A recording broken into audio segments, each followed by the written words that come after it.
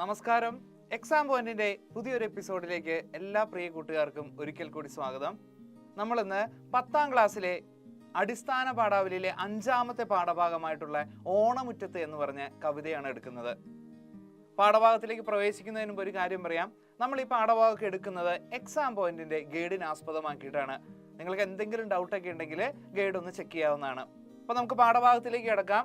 ഇത് എഴുതിയിരിക്കുന്നത് വൈലോപ്പിള്ളി ശ്രീധരമേനോനാണ്.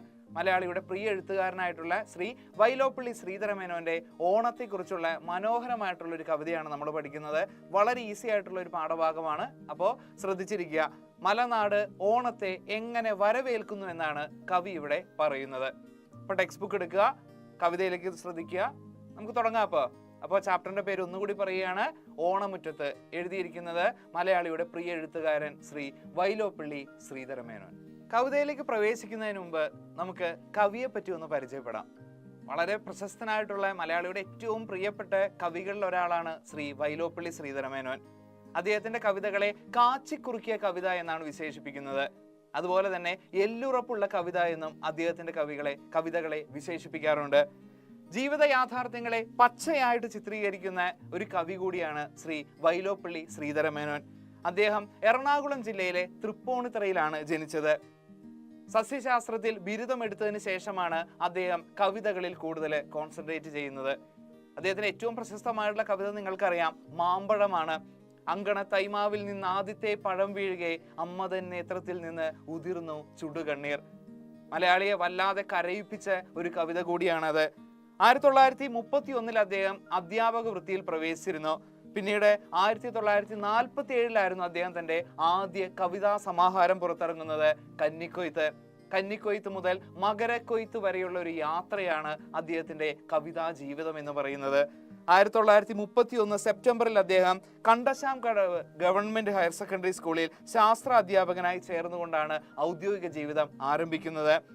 അതുപോലെ തന്നെ 1966 വരെ അദ്ദേഹം അധ്യാപക വൃത്തിയിൽ ജോലി ചെയ്തിരുന്നു. 1966 അദ്ദേഹം ഹൈസ്കൂൾ ഹെഡ് മാസ്റ്റർ ആയിരിക്കെ തന്റെ ഔദ്യോഗിക ജീവിതത്തിൽ നിന്ന് വിരമിക്കുന്നത്. 1948 പ്രസിദ്ധീകരിച്ച കുടിയൊഴിക്കൽ എന്ന് പറഞ്ഞ കൃതി വൈലോപ്പിള്ളിയുടെ മാസ്റ്റർ പീസായിട്ട് കണക്കാക്കുന്നുണ്ട്. സാധാരണക്കാരന്റെ പ്രശ്നങ്ങള്, അതുപോലെ സമൂഹത്തിലെ അസമത്വത്തിനെതിരെ ശക്തമായിട്ട് പ്രതികരിക്കുന്ന ഒരു കൃതിയായിരുന്നു കുടിയൊഴിക്കൽ. നിൻ കുടിയൊഴിഞ്ഞിടണം ഞങ്ങൾ നിൻ കുടിയൊഴിപ്പിക്കും അല്ലെങ്കിൽ എന്നുള്ള വളരെ പ്രശസ്തമായിട്ടുള്ള വരികളെല്ലാം തന്നെ അതിൽ ഉള്ളതാണ്. അതുപോലെ തന്നെ ഋഷ്യശൃംഗൻ, അലക്സാണ്ടർ തുടങ്ങിയ അദ്ദേഹത്തിന്റെ പ്രശസ്തമായിട്ടുള്ള കാവ്യ നാടകങ്ങളാണ്. ഒട്ടനവധി പുരസ്കാരങ്ങളും അദ്ദേഹത്തെ തേടിയെത്തിയിട്ടുണ്ട്.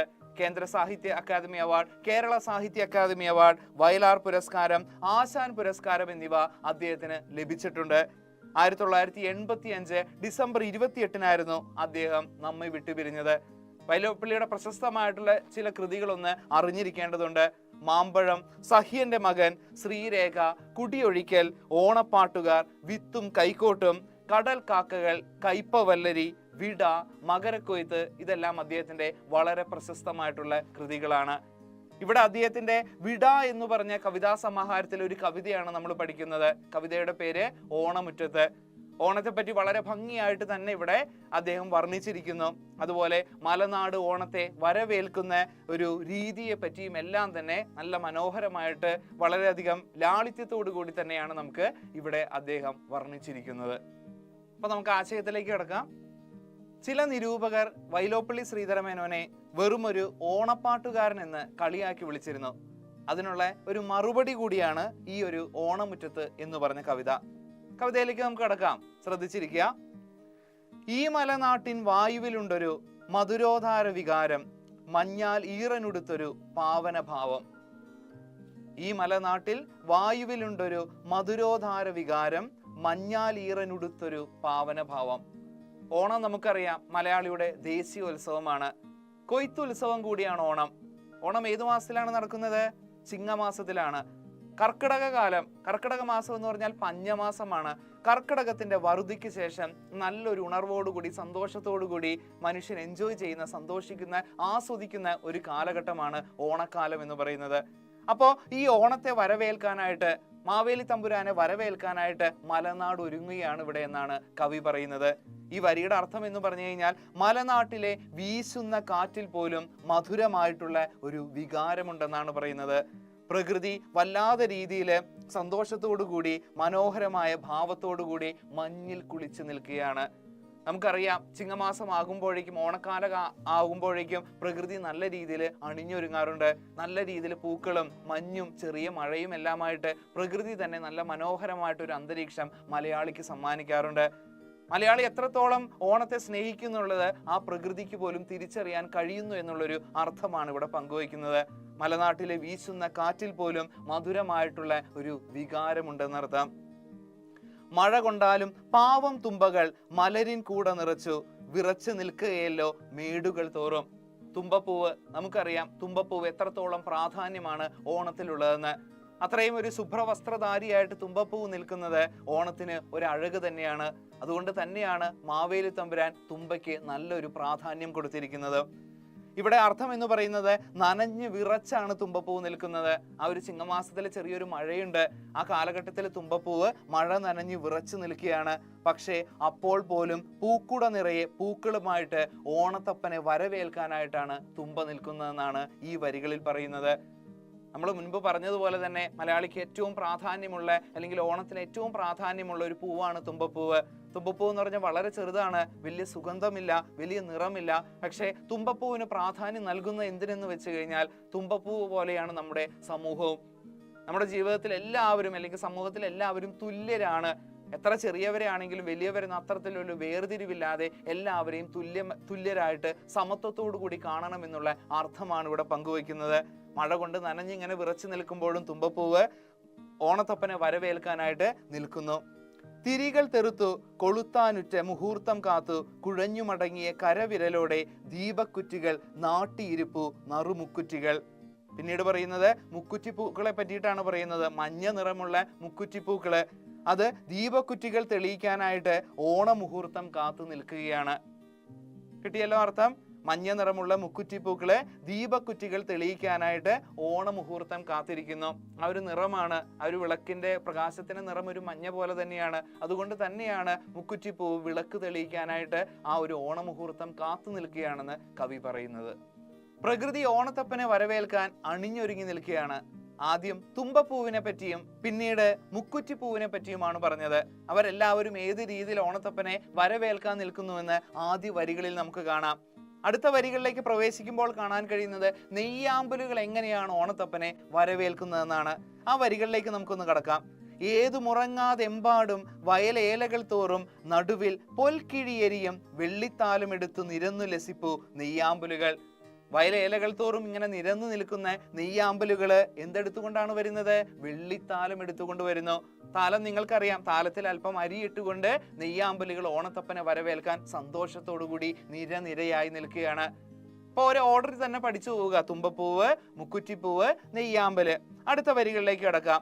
കാലേ രാവു നിറന്ന നിലാവാൽ കമുകിൻ പൂ വരി തൂകി തൂമയിൽ എതിരേറ്റങ്ങനെ നിൽക്കും വഴിയെ എഴുന്നള്ളുകയാണ് ഓണത്തപ്പൻ. ഓണത്തപ്പൻ വരികയാണ്. ഏതു വഴിയാണ് വരുന്നത്? കമുകിൻ പൂക്കുലയുടെ അരികൾ പോലെയുള്ള വെളുത്ത നിലാവിലൂടെയാണ് ഓണത്തപ്പൻ വരുന്നത്. ഇത് ഭംഗിയുള്ള ഉപമയാണെന്ന് നോക്കുക. ഇവിടെ കമുകിൻ പൂക്കുലയുടെ അരികൾ പോലെ കണക്കാക്കുന്നത് വെളുത്ത നിലാവിനെയാണ്. അപ്പൊ ഓണത്തപ്പൻ എത്തിക്കഴിഞ്ഞു എന്നുള്ള സൂചന നൽകുന്നു. ആ സമയത്ത് അദ്ദേഹം പറയുന്ന ചില കാര്യങ്ങളുണ്ട്. ആർപ്പു വിളിക്കുവിൻ ഉണ്ണികളെ അലകടലെ, മേന്മേൽ കുരവയിടു കൊച്ചരുവികളെ ചെറുകന്യകളെ, നല്ല അതിഥി നമുക്കിനി അത് ആരിതുപോലെ. ആർപ്പു വിളിക്കൂ ഉണ്ണികളെ. ഉണ്ണികളോട് പറയാണ്, നിങ്ങൾ ആർപ്പു വിളിക്കൂ. നമ്മളെ ഏറ്റവും വിശിഷ്ടനായിട്ടുള്ള വ്യക്തിയാണ് വന്നിരിക്കുന്നത്. ഒരു വർഷത്തെ കാത്തിരിപ്പാണ്. അദ്ദേഹത്തെ നല്ല രീതിയിൽ നമ്മൾ സൽക്കരിക്കേണ്ടതുണ്ട്. അതുകൊണ്ട് ഉണ്ണികളോട് ആർപ്പു വിളിക്കാനും അതുപോലെ അലകടലിനോടും ആർപ്പു വിളിക്കാനായിട്ട് പറയുകയാണ്. മേന്മേൽ കുരവയിടു കൊച്ചരുവികളെ. അരുവികളോട് എന്താണ് പറയുന്നത്? കുരവയിടാനാണ് പറയുന്നത്. പിന്നീട് ചെറുകന്യകളോട് നല്ല രീതിയിൽ എൻജോയ് ചെയ്ത് സന്തോഷത്തോടു കൂടി ആർപ്പു വിളിക്കാനും അതുപോലെ കുരവയിടാനും എല്ലാം തന്നെയാണ് ഇവിടെ വൈലോപ്പിള്ളി ശ്രീധരമേനോൻ പറയുന്നത്. പിന്നീടുള്ള വരിയിൽ അദ്ദേഹം പറയുന്നുണ്ട്, നല്ല അതിഥി നമുക്കിനി ആരിതുപോലെ. ഇതുപോലെ നമുക്ക് നല്ലൊരു അതിഥി ഇനി ആരാണ് വരാൻ പോകുന്നത്? അത്രത്തോളം പ്രാധാന്യമാണ് നമ്മൾ ഓണത്തപ്പന് കൊടുക്കുന്നത്. ഒരു വർഷത്തെ മലയാളിയുടെ കാത്തിരിപ്പാണ്. അങ്ങനെ ഓണത്തപ്പൻ വന്നിരിക്കുകയാണ്. അദ്ദേഹത്തെ നല്ല രീതിയിൽ സന്തോഷത്തോടുകൂടി എതിരേൽക്കാനാണ് പ്രകൃതിയോടും കുട്ടികളോടും സമൂഹത്തിലുള്ള ഇവിടെയുള്ള എല്ലാവരോടുമായിട്ട് വൈലോപ്പിള്ളി പറയുന്നത്. ഓണത്തപ്പൻ എന്ന വിശിഷ്ടനായിട്ടുള്ള അതിഥി വരുമ്പോൾ തനിക്ക് പാടാതിരിക്കാനായിട്ട് കഴിയില്ല എന്നാണ് ഇവിടെ കവി പറയുന്നത്. അടുത്ത വരികളിലേക്ക് നമുക്ക് നോക്കാം.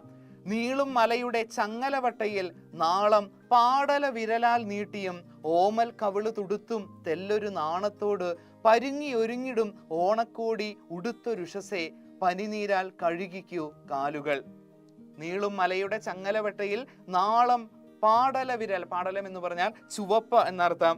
മലയുടെ മറവിൽ നിന്നുകൊണ്ട് സൂര്യൻ ഉദിച്ചു വരികയാണ്. ഉദയസൂര്യന്റെ ചുവപ്പ് നിറത്തെയാണ് ഇവിടെ കണക്കാക്കുന്നത് അല്ലെ. മലമുകളിൽ നിന്ന് രാവിലെ കിഴക്ക് നിന്ന് സൂര്യൻ ഇങ്ങനെ ഉദിച്ചു വരുന്നു. ആ സമയത്തുള്ള ഒരു ചുവപ്പ് നിറത്തെ വളരെ ഭംഗിയായിട്ടാണ് അവതരിപ്പിക്കുന്നത്. അതുപോലെ തന്നെ പ്രഭാതത്തിന്റെ സൗന്ദര്യത്തെയും ഇവിടെ കവി നല്ല രീതിയിൽ തന്നെ വർണ്ണിച്ചിരിക്കുന്നു. ചുവന്ന വിരലുകൾ നീട്ടിക്കൊണ്ട് നാണം കൊണ്ട് തുടുത്ത മുഖവുമായിട്ട് ഓണക്കൂടി എടുത്തുകൊണ്ടാണ് പ്രഭാതം എത്തുന്നത്. ഒരു നാണത്തോടെയുള്ള മുഖത്തോടുകൂടി ഒരു പെൺകുട്ടി വരുന്നത് പോലെയാണ് പ്രഭാതം ഓണത്തപ്പനെ വരവേൽക്കാനായിട്ട് എത്തുന്നതെന്നാണ് ഇവിടെ കവി പറയുന്നത്. മണിപീഠത്തിൽ ഇരുത്തു മന്നനെ, മലയാള തറവാടിനങ്കണ മണിപ്പീഠത്തിൽ ഇരുത്തു, ഞങ്ങളുടെ കൊച്ചു കിനാവുകൾ തേടിയലഞ്ഞ് മലർക്കളം എഴുതിക്കാത്തൊരു അരജനെ. മലയാളിയുടെ കിനാവുകളിലെ ഒരു നിറ നന്മകളുടെ പ്രതീകമായിട്ടാണ് ഇവിടെ മാവേലി മന്നൻ വരുന്നത്. ആ മാവേലി മന്നൻ വരുന്ന സമയത്ത് അദ്ദേഹത്തെ ആനയിച്ചുകൊണ്ട് മണിപീഠത്തിൽ ഇരുത്താനാണ് ഇവിടെ മലയാളികളോടായിട്ട് വൈലോപ്പിള്ളി പറയുന്നത്. അതുപോലെ തന്നെ നല്ല രീതിയിൽ പൂക്കളം ഇട്ടുകൊണ്ട് മലയാളി മാവേലി തമ്പുരാനെ വരവേൽക്കുന്നു എന്നൊരു സൂചന കൂടി ഇവിടെ പറയുന്നു. പനിനീര് കൊണ്ട് കാൽ കഴുകിച്ച് ഓണത്തപ്പനെ കേരളം എന്ന ഇരിപ്പിടത്തിൽ ഇരുത്താനാണ് കവി ആവശ്യപ്പെടുന്നത്. നമുക്കിനി ബാക്കി വരികളിലേക്ക് കിടക്കാം. പഴയൊരു പുള്ളുവനാണല്ലോ ഞാൻ, പായും കുടയും നെയ്യും പിന്നെ പല കൈവേലകൾ ചെയ്യും. അവരുടെ അർത്ഥം എന്ന് പറഞ്ഞു കഴിഞ്ഞാൽ താൻ പഴയൊരു പുള്ളുവനാണ്. പുള്ളുവൻ എന്ന് പറഞ്ഞാൽ അറിയാലോ, പാട്ട് പാടുന്ന ഒരു ആയിരുന്നു അദ്ദേഹം. പായും കുടയും നെയ്യും പിന്നെ പല കൈവേലകൾ ചെയ്യും. പായും കുടയും അതുപോലെ തന്നെ അങ്ങനെ പല രീതിയിൽ പല കൈവേലകൾ അദ്ദേഹം നിരന്തരം ചെയ്യുമായിരുന്നു. പുഞ്ചകൾ കൊയ്യും കാലം കറ്റമെതിച്ചു കിതയ്ക്കും ഗ്രാമ പെൺകൊടിമാരുടെ കരളുകൾ തുള്ളാൻ, കാലുകൾ നർത്തന കലവികൾ കൊള്ളാൻ അഴകിയ നാടൻ കവിതകൾ പാടിയിരിക്കും ചാരെ. അവരികളുടെ അർത്ഥം എന്ന് പറഞ്ഞു കഴിഞ്ഞാൽ കൊയ്തു മെതിച്ച് ഇങ്ങനെ വല്ലാതെ രീതിയിൽ ക്ഷീണിക്കുന്ന ഗ്രാമീണ കന്യകമാരുടെ മുൻപില് അവരുടെ കരളിനൊരു സന്തോഷമുണ്ടാവാൻ, മനസ്സിനൊരു സന്തോഷമുണ്ടാകാൻ ഈ പുള്ളുവൻ എന്ന് പറഞ്ഞ കവി നല്ല രീതിയിൽ ഓണപ്പാട്ടുകൾ പാടാറുണ്ടെന്നാ പറയുന്നത്. അത് അദ്ദേഹത്തിന് വളരെയധികം സന്തോഷമുള്ള ഒരു കാര്യമാണ്. കവിതകൾ പാടിയിരിക്കും ചാരെ ഞാനും കയ്യിലെ വീണപ്പെണ്ണും. വീണപ്പെണ്ണെന്ന് സൂചിക്കുന്ന അദ്ദേഹത്തിന്റെ കവിതകൾ തന്നെയാണ്. ആ കവിതകൾ കൊണ്ട് അദ്ദേഹത്തിന്റെ ഓണപ്പാട്ടുകൾ കൊണ്ട് നല്ല രീതിയിൽ ഈ കർഷക സ്ത്രീകൾ അദ്ദേഹം സന്തോഷിപ്പിക്കാറുണ്ട്. അവർക്കും അതുകൊണ്ട് തന്നെ വല്ലാതെ സന്തോഷമായിട്ട് അവര് നല്ല രീതിയിൽ നൃത്തമാടാനും തുടങ്ങുന്നു. വെറ്റിലയൊന്ന് മുറുക്കാനൊന്ന് കൊറിക്കാൻ നെല്ലു കിടച്ചാലായി. ഇങ്ങനെ പാടുന്ന സമയത്ത്, അധ്വാനിക്കുന്ന സമയത്ത് അദ്ദേഹത്തിന് വലിയ പണമൊന്നും കിട്ടിയിരുന്നില്ല. അത് അദ്ദേഹം ആഗ്രഹിച്ചിരുന്നുമില്ല. ഓണപ്പാട്ടുകൾ പാടുമ്പോൾ ഈ കർഷക സ്ത്രീകളുടെ ഈ ഒരു കഷ്ടപ്പാടിനിടയ്ക്ക് തൻ്റെ പാട്ട് കേൾക്കുമ്പോൾ അവർ സന്തോഷിക്കുമ്പോൾ വൈലോപ്പിള്ളിയുടെ കവിയുടെ മനസ്സിലും വല്ലാത്തൊരു ആനന്ദമാണ്. അതുകൊണ്ട് തനിക്ക് വലിയ പണം വേണ്ട എന്നുകൂടി അദ്ദേഹം പറയുകയാണ്. ഒന്ന് മുറുക്കാൻ ഒരിത്തിരി വെറ്റിലയും അതുപോലെ തന്നെ കൊറിക്കാൻ ഒരിത്തിരി നെല്ലും കിട്ടിയാൽ തന്നെ തനിക്ക് ഒരുപാട് സന്തോഷമാണെന്ന് കൂടി ഇവിടെ വൈലോപ്പിള്ളി കൂട്ടിച്ചേർക്കുന്നു. അദ്ദേഹത്തിന്റെ മനസ്സിലെ നന്മ, പ്രകൃതിയോടുള്ള ഒരു സ്നേഹം, അതുപോലെ ഓണം എത്രത്തോളം അദ്ദേഹത്തിന്റെ മനസ്സിനെ സന്തോഷിപ്പിക്കുന്നു, അതുപോലെ ഓണപ്പാട്ടുകൾ പാടുമ്പോൾ അദ്ദേഹത്തിന്റെ മനസ്സിലുണ്ടാകുന്ന സന്തോഷം എത്ര വലുതാണ്. എത്ര വിമർശനങ്ങൾ ഉണ്ടായാലും ഇതൊന്നും തന്നെ ബാധിക്കില്ല എന്നുള്ള രീതിയിൽ തന്നെയാണ് വൈലോപ്പിള്ളി പെരുമാറുന്നതും. കാരണം ഓണം എന്ന് പറയുന്ന അദ്ദേഹത്തിന് വെറും ആഘോഷം മാത്രമല്ല, ഒരു വികാരമാണ്, അദ്ദേഹത്തിന്റെ ജീവിതം തന്നെയാണെന്ന് കൂടി ഈ വരികളിൽ സൂചിപ്പിക്കുന്നു. മികച്ച ഒരു എഴുത്തുകാരൻ അല്ലെങ്കിൽ കലാകാരൻ എങ്ങനെയായിരിക്കണമെന്ന് വളരെ വ്യക്തമായിട്ട് ഇവിടെ വൈലോപ്പിള്ളി ചൂണ്ടിക്കാണിക്കുന്നുണ്ട്. തനിക്ക് വലിയ പണമല്ല അല്ലെങ്കിൽ വല്ലവരും തരുന്ന ഉപഹാരമൊന്നുമല്ല ഏറ്റവും വലുത്. അതിനേക്കാളുപരി നല്ല പാട്ടുകൾ പാടാൻ കഴിയുന്നതും അതുപോലെ തൻ്റെ പാട്ടുകൾ ബാക്കിയുള്ളവർ ഏറ്റുപാടുമ്പോഴുമാണ് ഏറ്റവും കൂടുതൽ തനിക്ക് സന്തോഷമെന്ന് അദ്ദേഹം പറയുന്നുണ്ട്. ബാക്കി വരികളിലേക്ക് നമുക്ക് കിടക്കാം. ഓണക്കാലത്തുണരും ഞാൻ, തിരുവോണ പാട്ടുകളാണ് പാട്ടുകൾ. അദ്ദേഹം പറയുന്നുണ്ട്, വളരെ രാവിലെ തന്നെ വെളുപ്പിന് തന്നെ ഞാൻ ഓണക്കാലത്ത് എഴുന്നേൽക്കാറുണ്ട്. അതുപോലെ തൻ്റെ പാട്ടുകൾ എന്ന് പറയുന്നത് തിരുവോണ പാട്ടുകളാണ്. വീണ്ടും വീണ്ടും അദ്ദേഹം തന്നെ വിമർശിച്ചവരെ വലിയ രീതിയിൽ തന്നെ വിമർശിക്കുന്നുണ്ട്. എന്ത് കുറ്റം പറഞ്ഞു കഴിഞ്ഞാലും ഓണപ്പാട്ടുകളാണ് തൻ്റെ യഥാർത്ഥത്തിൽ തന്നെ മനസ്സിനെ ഒരുപാട് സന്തോഷിപ്പിക്കുന്ന പാട്ടുകളെന്ന് അദ്ദേഹം പറയുകയാണ്. പൊന്നിൻ ചിങ്ങം വന്നു പിറന്നു കരഞ്ഞു ചിരിച്ച് കുടഞ്ഞോണത്തിൻ മധുരക്കറി മണിവായിൽ തേച്ച് നുട്ടി നുണഞ്ഞു കളിക്കും. കളി കണ്ട ഓണത്തപ്പൻ പൂത്തറമേൽ പനയോലക്കുടയും ചൂടിയിരിക്കെ മലയാള തറവാട്ടിൻ അങ്കണ മണലിങ്കലിരിപ്പു ഞാനൻ കയ്യിൽ ചാഞ്ഞു കിടപ്പു കൊഞ്ചലോടൻ പ്രിയ മകളാം വീണപ്പെണ്ണം. ഓണക്കാലത്തിന്റെ സന്തോഷമായിട്ടുള്ള അനുഭവമാണ് ഇവിടെ പങ്കുവയ്ക്കുന്നത്. ഓണക്കാലത്തെ ആ മധുരക്കറികള് തൊട്ട് നാവിൽ വയ്ക്കുവാൻ തനിക്ക് ഒരുപാട് ഇഷ്ടമാണെന്ന് കവി പറയുകയാണ്. അതുപോലെ തന്നെ ഓണത്തപ്പനെ വിശിഷ്ടമായിട്ടുള്ള പീഠത്തിൽ ഇരുത്തിയ ശേഷം മണലിലിരുന്ന് തൻ്റെ വീണ മീട്ടി കവി പാട്ടുപാടുകയാണ്. ഇവിടെ വീണപ്പെണ്ണെന്ന് പറഞ്ഞ് ഉദ്ദേശിക്കുന്നത് കവിയുടെ കവിതകളെ പറ്റിയിട്ടാണ് പറയുന്നത്. അപ്പൊ നമുക്ക് അടുത്ത ഭാഗത്തിലേക്ക് കിടക്കാം.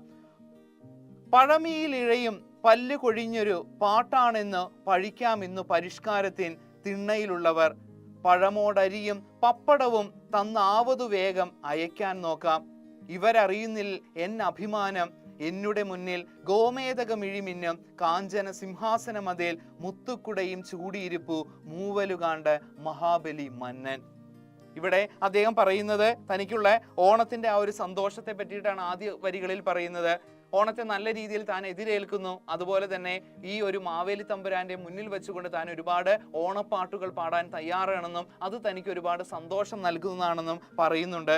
അതുപോലെ തന്നെ പിന്നീടുള്ള അവസാന വരികളിൽ നല്ല വിമർശനമാണ് അദ്ദേഹം ഉന്നയിക്കുന്നത്. തൻ്റെ പാട്ടുകളെല്ലാം തന്നെ അല്ലെങ്കിൽ ഓണപ്പാട്ടുകൾ കവിതകളെല്ലാം തന്നെ വളരെ മോശമാണെന്ന് ചില വിമർശകർ പറയാറുണ്ട്. അതിനെതിരെയുള്ള ഒരു പരിഹാസമാണ്, അതുപോലെ തന്നെ ഒരു കളിയാക്കൽ തന്നെയാണ് അദ്ദേഹം ഇവിടെ നടത്തുന്നത്. അത് ആരെയും വേദനിപ്പിക്കാത്ത രീതിയിൽ നല്ല ബുദ്ധിപൂർവമായിട്ട് തന്നെയാണ് ചെയ്യുന്നത്. പരിഷ്കാരികളായിട്ടുള്ള ചിലർക്ക് തൻ്റെ പാട്ടുകൾ ഇഷ്ടമല്ലെന്നും അവർ തൻ്റെ പാട്ട് മുഴുവൻ കേൾക്കാതെ തനിക്ക് എന്തെങ്കിലും തന്ന് പറഞ്ഞയക്കുമെന്നാണ് അദ്ദേഹം പറയുന്നത്. അതായത് ചിലപ്പോൾ പഴമായിരിക്കാം, അരിയായിരിക്കാം, പപ്പടമായിരിക്കാം. ഇന്നത്തെ കാലഘട്ടത്തിലെ ആളുകൾക്ക് ഓണത്തോടും കവിതകളോടൊന്നും വലിയ താല്പര്യമില്ല, പുച്ഛമായിരിക്കാം. തൻ്റെ പാട്ടുകളെ അവർ പഴഞ്ചൻ എന്നും മുദ്രകുത്തി മാറ്റി വയ്ക്കുന്നത് കാണാറുണ്ട്. അതെല്ലാം തന്നെ ബാധിക്കുന്ന കാര്യമല്ല എന്നാണ് അദ്ദേഹം പറയുന്നത്.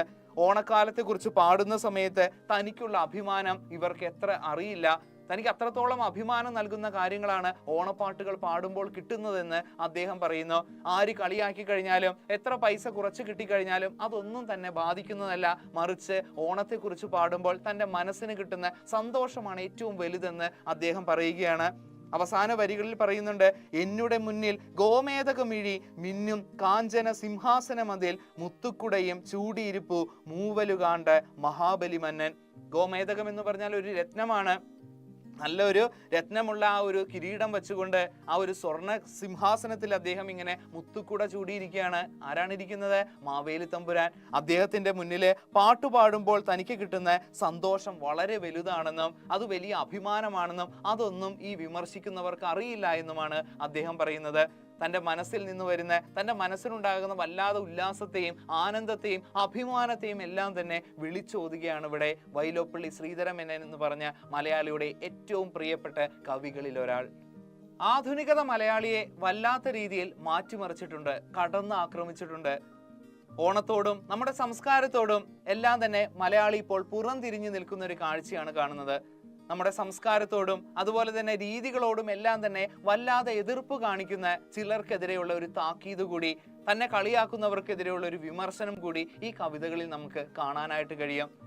ഓണം മലയാളിയെ സംബന്ധിച്ച് എന്നും മധുരമുള്ള ഒരു വികാരമാണ്. പക്ഷേ മലയാളി ഇന്ന് പലപ്പോഴും നമ്മുടെ സംസ്കാരത്തിൽ നിന്ന് മാറി സഞ്ചരിക്കുന്ന ഒരു കാഴ്ച കാണാം. അതിനെ പറ്റിയിട്ടുള്ളൊരു വേദനയും വിമർശനവും എല്ലാം തന്നെ ഈ വരികളിൽ നമുക്ക് തെളിഞ്ഞു കാണാനായിട്ട് കഴിയും. താൻ ഓണപ്പാട്ടുകൾ സ്ഥിരം പാടുന്നത് ആ നാടിനോടുള്ള ഇഷ്ടം കൊണ്ടാണെന്ന് വളരെ വ്യക്തമായിട്ട് തന്നെ വൈലോപ്പിള്ളി പറയുന്നുണ്ട്. അത് തനിക്ക് അഭിമാനമാണെന്നും എത്ര പാടിക്കഴിഞ്ഞാലും മടുക്കില്ലെന്നും അദ്ദേഹം ആവർത്തിച്ചു പറയുന്നുണ്ട്. എത്രത്തോളം കേരളത്തെയും നമ്മുടെ സംസ്കാരത്തെയും അദ്ദേഹം ബഹുമാനിക്കുന്നു, സ്നേഹിക്കുന്നു എന്നെല്ലാം തന്നെ നമുക്ക് ഈ വരികളിൽ കാണാനായിട്ട് കഴിയും. അതുകൊണ്ട് തന്നെ ഓണത്തിന്റെ മനോഹരമായ ദൃശ്യങ്ങൾ പകർത്തി നൽകുന്ന ഈ ഒരു കവിത വളരെ ഭംഗിയുള്ള ഒരു കവിത തന്നെയാണ്. വളരെയധികം ആസ്വാദികരമാണെന്ന് നമുക്ക് ഉറപ്പിച്ചു പറയാനും കഴിയും. മലനാട് ഓണത്തെ വരവേൽക്കുന്നത് അതിഗംഭീരമായിട്ട് തന്നെയാണ് അദ്ദേഹം ആവിഷ്കരിച്ചിരിക്കുന്നത്. മലയാളിയെ സംബന്ധിച്ച് ഓണപ്പാട്ടുകളും ഓണക്കവിതകളും വിശിഷ്ടമാണ്. ഇന്ന് എത്രത്തോളം പേർ അത് പാടുന്നുണ്ടെന്നറിയില്ല. പക്ഷേ ഒരു കാലഘട്ടം ഒരുപാട് ഗാനങ്ങൾ മലയാളത്തിൽ ഓണപ്പാട്ടുകൾ പിറവിയെടുത്തിരുന്നു. ഓണപ്പൂവേ എന്നുള്ളൊരു പാട്ട്, പൂവേ പൊലി പൂവേ എന്നുള്ള പാട്ട്, കുറച്ച് വർഷങ്ങൾക്ക് മുമ്പ് പുറത്തിറങ്ങിയ തിരുവാവണി രാവ് എന്നുള്ള പാട്ട്, ഇതെല്ലാം തന്നെ വളരെയധികം മനോഹരമായിട്ടുള്ള വികാരങ്ങൾ മലയാളിക്ക് സമ്മാനിച്ചിട്ടുള്ളതാണ്. അതുപോലെ സഹപാഠികൾ എന്ന് പറഞ്ഞ കവിതയിൽ ഓണനാളൂണിൽ എത്താമെന്ന് ഏറ്റിട്ട് ഓമനത്തോഴൻ വരാഞ്ഞതെന്തേ എന്ന് തുടങ്ങുന്ന ബാലാമണിയമ്മയുടെ സഹപാഠികൾ എന്ന് പറഞ്ഞ ആ ഒരു കവിത, ഇതെല്ലാം തന്നെ ഓണത്തിന്റെ പ്രാധാന്യം വിളിച്ചോതുന്നതാണ്. അത്തരത്തിൽ ഉള്ള കവിതകളിൽ ഏറ്റവും മുൻപന്തിയിൽ നിൽക്കുന്ന ഒരു കവിതയാണ് ഓണമുറ്റത്തെന്ന് നമുക്ക് നിസ്സംശയം പറയാനായി കഴിയും. അപ്പൊ നമുക്കിനി ചോദ്യങ്ങളിലേക്ക് കിടക്കാം. പല രീതിയിൽ ചോദ്യങ്ങൾ വരാൻ സാധ്യതയുണ്ട്. ആസ്വാദനക്കുറിപ്പ് എഴുതാൻ വരാം, അതുപോലെ തന്നെ ഒരു 4-5 വരി തന്നിട്ട് അതിന്റെ ആശയം എഴുതാനായിട്ട് പറയാം. അതുപോലെ ഓണത്തെ വരവേൽക്കാനായിട്ട് എങ്ങനെയാണ് മലനാട് ഒരുങ്ങിയിരിക്കുന്നത് എന്നുള്ള രീതിയിലും ചോദ്യം വരാം. ഇവിടെ മറ്റൊരു പ്രധാനപ്പെട്ട ഒരു ചോദ്യമാണ് നമ്മൾ കൊടുത്തിരിക്കുന്നത്, ശ്രദ്ധിക്കുക. നീളും മലയുടെ ചങ്ങലവട്ടയിൽ നാളം പാടല വിരലാൽ നീട്ടിയും ഓമൽ കവിള് തുടുത്തും തെല്ലൊരു നാണത്തോട് പരുങ്ങി ഒരുങ്ങിടും ഓണക്കൂടി ഉടുത്തൊരു ഷസേ. ഓണമുറ്റത്ത് എന്ന് പറഞ്ഞ കവിതയിലെ വരിയാണിത്.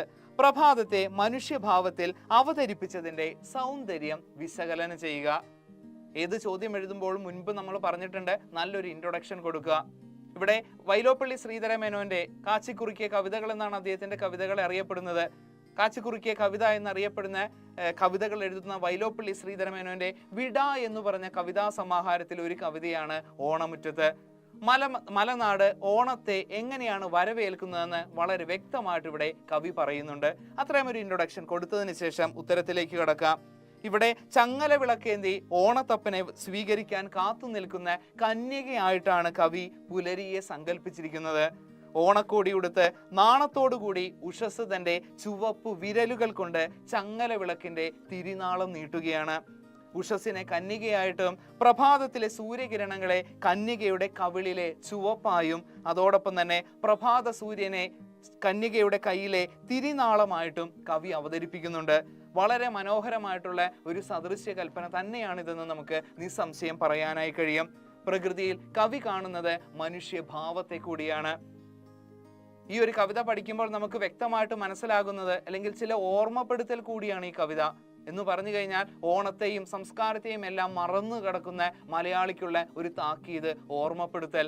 വളരെ ഭംഗിയായിട്ട് തന്നെയാണ് ഓണത്തിന്റെ പ്രത്യേകതകളെയും അദ്ദേഹത്തിന്റെ ഓണത്തോടുള്ള താല്പര്യത്തെ പറ്റിയും സംസ്കാരത്തോടും കേരളത്തോടും മലയാളത്തോടുമുള്ള അദ്ദേഹത്തിന്റെ ആഭിമുഖ്യത്തെ പറ്റിയും വളരെ ഭംഗിയായിട്ട് ഈ കവിത വായിക്കുമ്പോൾ നമുക്ക് മനസ്സിലാക്കാനായിട്ട് കഴിയും. അപ്പോൾ ഇനി എല്ലാ വരികളും കൃത്യമായിട്ട് നല്ല രീതിയിൽ വായിക്കുക, അതുപോലെ അർത്ഥം മനസ്സിലാക്കിയെടുക്കുക. ഓരോ വരികൾക്കും അതിൻ്റെതായ അർത്ഥതലങ്ങൾ ഇവിടെ പങ്കുവച്ചിട്ടുണ്ട്.